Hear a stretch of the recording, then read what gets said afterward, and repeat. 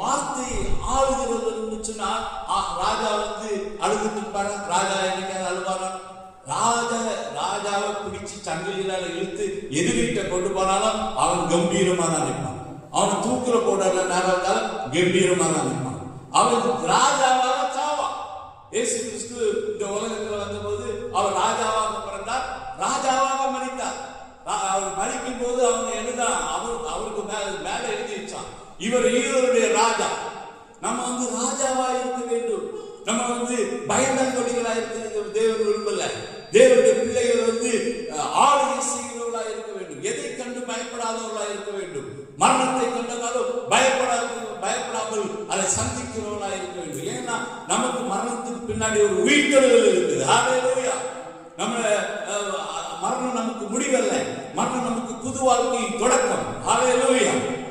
அந்த தைரியத்தோட தேவனுடைய பிள்ளைகள் ராஜாவாக ஆளுகை செய்கிறவர்களாக மகிழ்ச்சியாக சந்தோஷமாக வேறு என்ன சொல்கிறது, நீதிமானுடைய வீட்டிலிருந்து கம்பீர சத்தம் உண்டாகும்.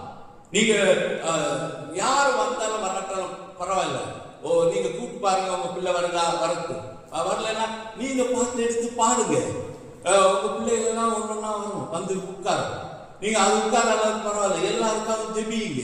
உங்க வீட்டுல காலையிலும் சாயங்காலமும் கம்பீர சத்தம் உண்டாக வேண்டும்.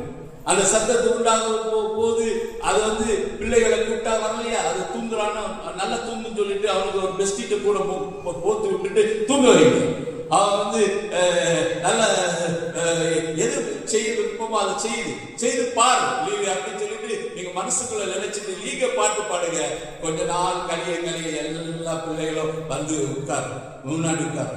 அது பாட்டு பாடி ஜோம் பண்ண பிறகுதான் நான் சாப்பாடு போடுறேன்னு சொல்லிட்டு லீக அது பிறகு சாப்பாடு போட்டு எல்லாருக்கும் கொடுங்க.